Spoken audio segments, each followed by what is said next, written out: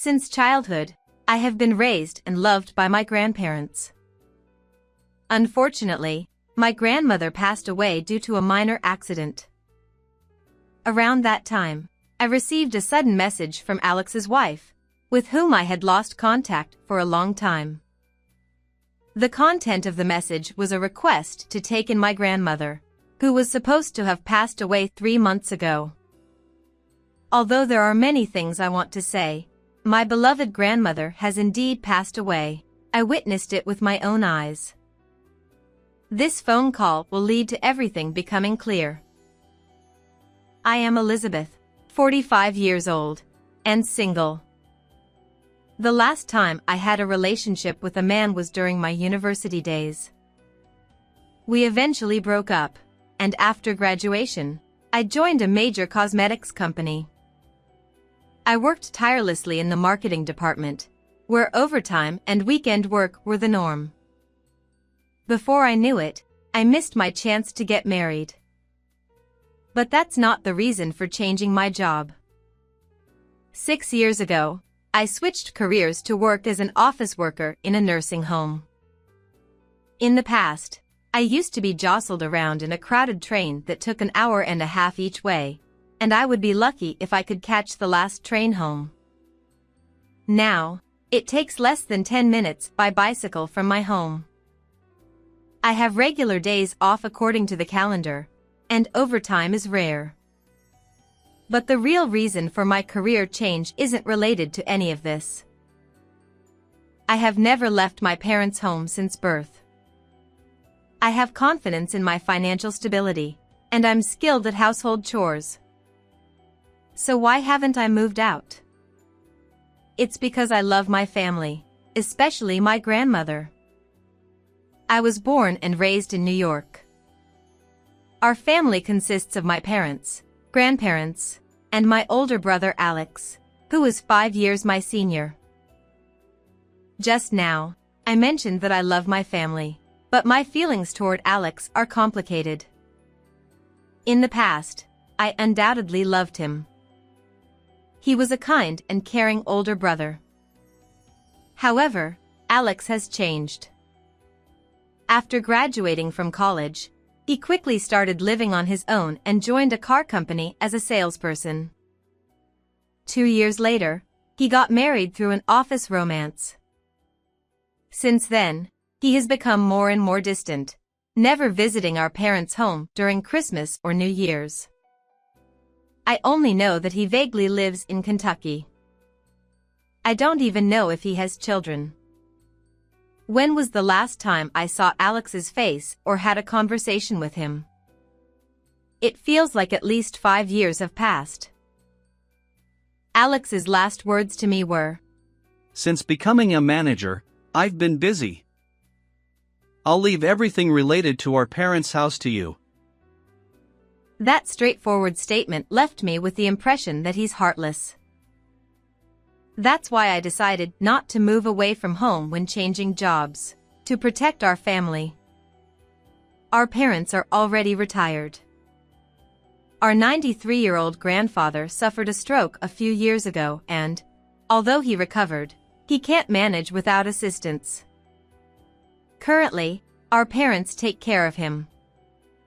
And then there's my beloved 92-year-old grandmother. Since both our parents worked, it was our grandparents who looked after us when we were young. My grandmother especially taught me everything I needed to survive. Although she can't venture far now, she's still lively enough to walk freely around the house. So, I chose to work in a nursing facility to be prepared for any situation involving my grandmother. One day, I was getting ready to leave for work when my grandmother called out to me from behind. "Beth, you forgot something." I replied, "Huh?" I didn't forget anything. But my grandmother insisted. "Here, take some candy." She handed me a few pieces of candy. "Ah, I see. Thank you." I smiled. Candy has always been a favorite of both my grandmother and me. I tucked it into my suit pocket and left the house with a smile. Then, a sudden accident occurred. My grandmother had a serious accident. According to my father's call, she had hung her laundry on the second-floor balcony as usual, but while descending the stairs, she slipped and fell. It was something I had always worried about. I used to tell her to leave the laundry to our parents and avoid going upstairs because it was dangerous. However, my grandmother had a stubborn side. She believed in doing what she could herself. No one was at fault. It was an unfortunate accident that could happen to anyone. What followed happened swiftly. My grandmother suffered complex fractures in her thigh bone and pelvis. Unfortunately, she couldn't be discharged from the hospital where she was taken, and just 4 months later, she passed away from old age. Of course, I felt sad. I cried and cried until I was emotionally drained. But I'm an adult now. There's no time to dwell in sorrow. I have to handle everything, including the funeral arrangements. My grandmother's roots were distant, and we had no close relatives to contact. Ultimately, our family decided to hold a funeral for her with only immediate family members. Well, I have to call Alex and his wife. However, I was foolish to think that they would immediately respond once I contacted them. Neither phone calls nor emails were getting through. I sent emails, but there was no reply. As a last resort, I sent a short message on my smartphone, and the response came on the day of the funeral. I'm far away for work and extremely busy. I'm sorry, but I can't attend. I'll send money later. Who cares about money? I got angry when I read the message. Could his work really be more important than bidding farewell to our grandmother, who had cared for us so much? It was utterly unacceptable. I placed flowers and some candy, her favorite, into the beautifully made-up coffin of my grandmother, who looked as if she were merely sleeping. From that moment, my perception of Alex changed. I began to despise him. Since then, the seasons have changed, and now it's winter. For me, spring, summer, autumn, and winter are all the same. I wouldn't mind if it were winter forever or scorching summer all the time. I've even considered quitting this job altogether. But my grandfather is still alive. And someday, my parents will also need care. I still have much to learn. On a weekday lunch break, my mind empty, I diligently continued working. Unexpectedly, I received a call from an unlikely person. If I hadn't registered her number, I wouldn't have answered. The screen of my smartphone displayed Amelia. We had only spoken briefly after a wedding, as far as I could remember. What could she want now? Should I ignore it?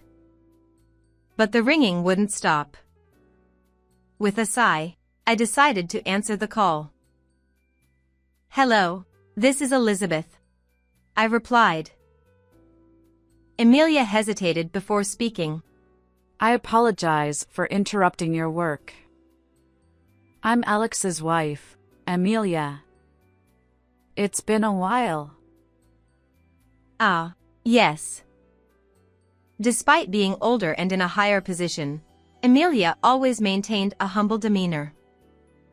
Even when Alex and I suddenly got married, she greeted not only our parents but also me with proper respect.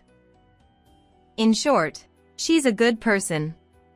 That's why I couldn't understand why she was contacting me now. It's okay. How can I assist you? I asked, trying to keep my tone as neutral as possible. Amelia continued. I feel awkward saying this, but It's about your grandmother. Is something wrong with my grandmother?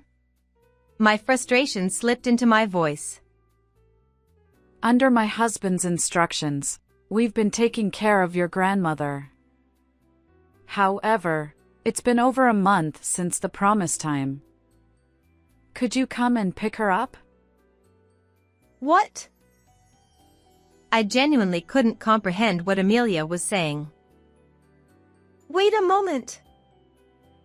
That was the best I could say.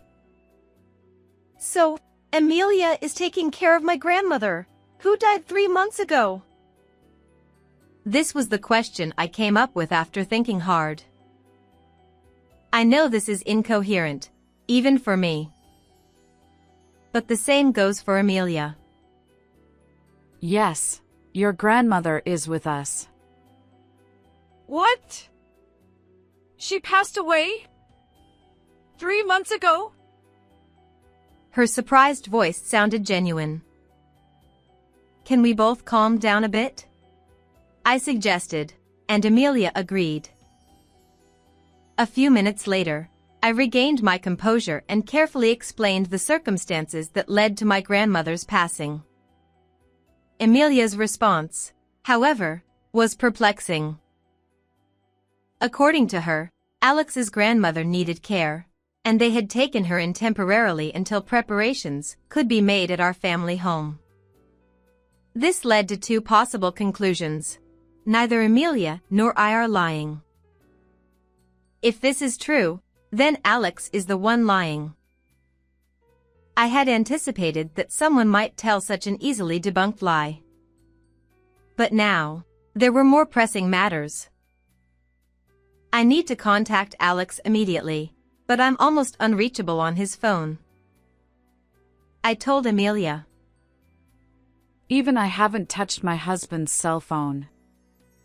But if it's just a call, I can use my phone while he's at home. Anne. Amelia hesitated. And? I asked. Recently, my husband has been working remotely more often. If I ask, he might agree to a video call. While face-to-face persuasion had its merits, there was a problem. I don't even know where both of you are currently living, I pointed out. We've been in Pennsylvania for over 10 years, so visiting your place would be easy. Amelia replied. For now, we made a promise to talk to Alex via Amelia's phone later that night. Other strategies were also devised. With complicated feelings. After all, Philadelphia is just the neighboring state. How far would he go with his lies? Asking her to take care of a stranger's elderly woman just a few months after my grandmother's passing? It's too much. It's downright repulsive. I returned home and called Alex on Amelia's smartphone at the specified time of 8:00 p.m. By Amelia's kind offer and insistence, she's currently waiting in my bedroom. Despite my numerous attempts to contact him being ignored, Amelia's phone was answered soon. The speaker was on so that Amelia could hear the conversation. Amelia, where are you right now? You haven't even prepared dinner. His high-handed and arrogant tone. This wasn't the Alex I knew. It's me, Alex. I informed him. Huh? He was clearly confused. As expected, I waited for his response. Elizabeth, is that you? Why? Where's Amelia? I'm here. Amelia's response was brief. You! Why are you with Elizabeth? Alex was momentarily speechless but quickly continued. Wait, did you tell Elizabeth about the matter? Yes, I informed her.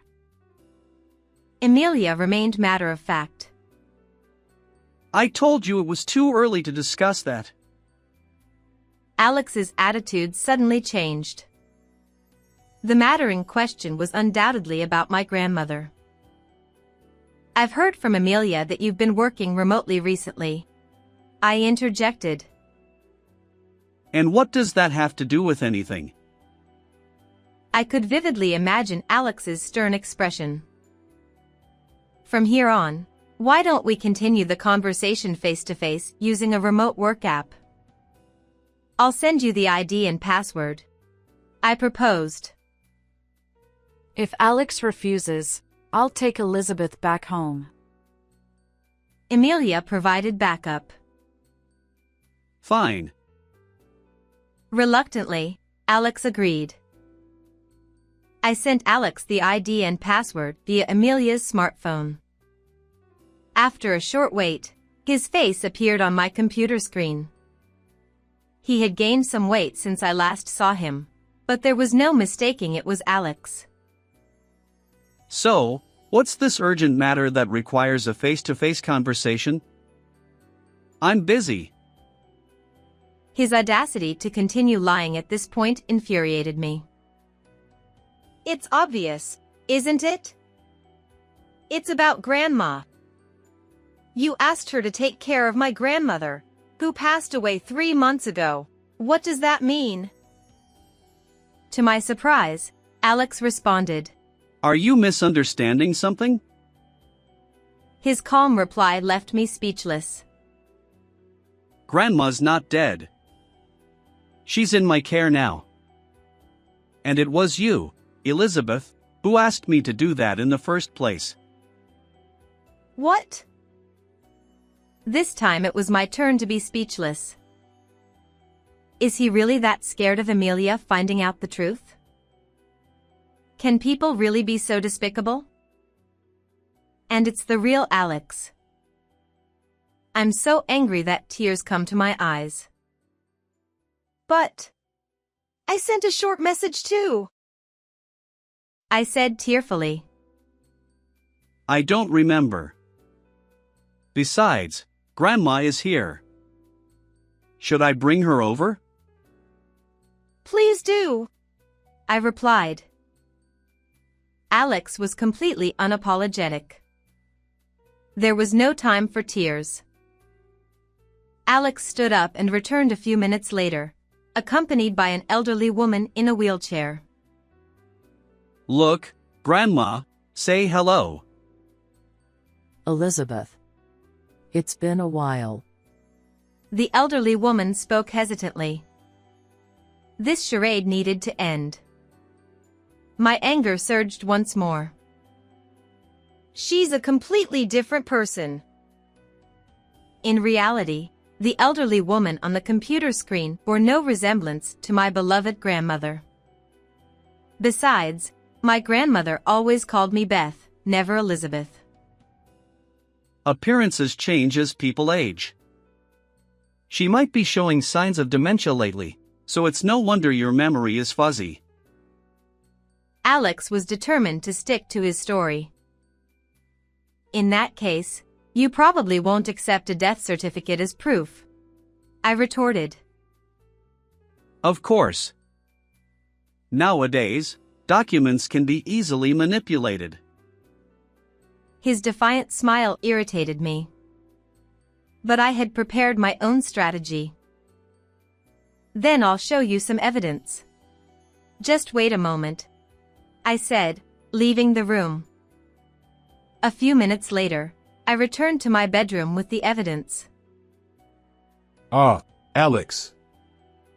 It's been a while. This disobedient child. Grandpa? But you were bedridden. Alex's eyes widened at the sudden evidence. I was prepared for death at one point. Even now, I can't go to the bathroom without assistance. But my mind is still sharp. He continued. I've heard Elizabeth's side of the story. The woman on the screen is my wife? Ridiculous. My wife was more beautiful. Ah. Cornered, Alex hung up the call. He was probably trying to exit the remote session too. Amelia, who had been silent until then, finally spoke up. Are you running away, Alex? To Elena's place, perhaps? Even through the computer screen, I could see Alex's face turn pale. What? I've suspected this for a while. Alex, you underestimate me. Amelia's tone was firm. Your grandmother often mentioned Elena. Of course, that's not my name or my mother's name. Well, I also confirmed with Elizabeth. She doesn't recognize the name Elena either. I've been certain for a while. I even hired a private investigator to look into your affair. what? The results came quickly. Photos of your affair. Proof that your grandmother is Elena's grandmother. You were preparing for our divorce, weren't you? It all began with Amelia's woman's intuition. Alex, or rather, Alex's high likelihood of being involved with another woman, his affair with a coworker named Elena in her late 20s, his decision to care for Elena's grandmother, who had dementia, to gain favor with her, and his plan to burden my family with her before she entered a facility. He used every means to divorce Amelia without admitting fault, remarry Elena, and secure a future. Amelia gathered evidence of all this and reached out to me. Honestly, Amelia is an incredibly intelligent woman, far beyond what her appearance and demeanor suggest. If you have something to say, go ahead, I asked Alex, emphasizing that I would only listen.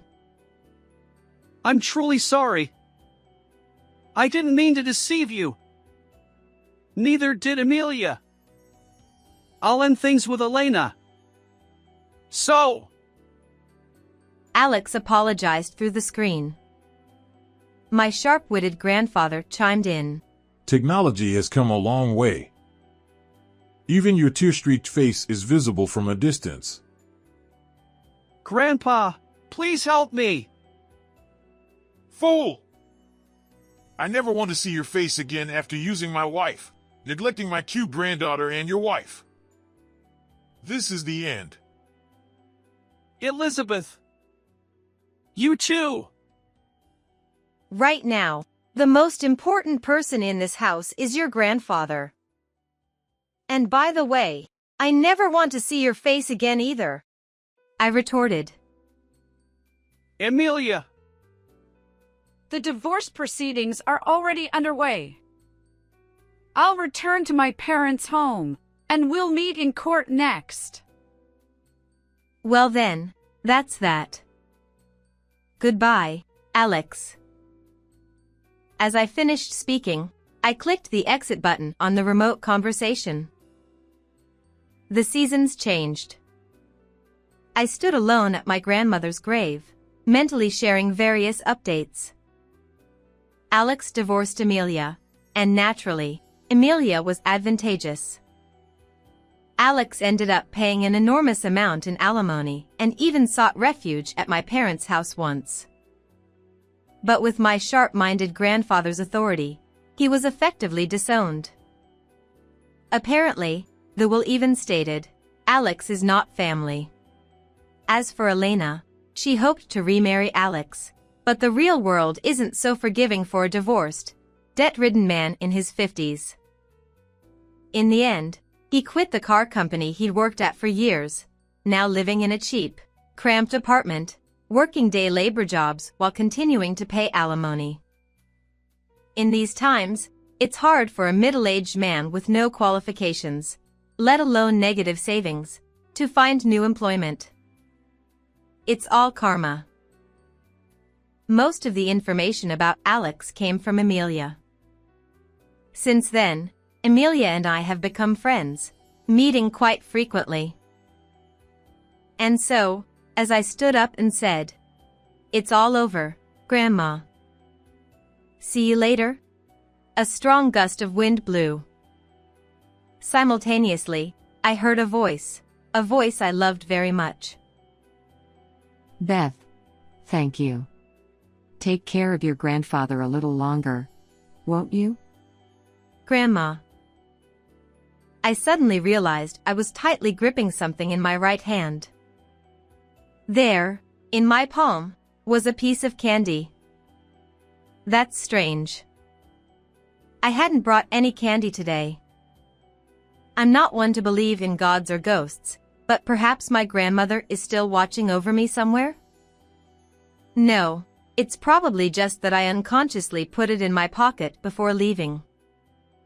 But if I consider that my grandmother might still be watching over me, I feel like I can keep going in life. Thank you, Grandma. I whispered, looking up at the sky, and left the cemetery. How did you like this story? Don't forget to subscribe to the channel. See you in the next video.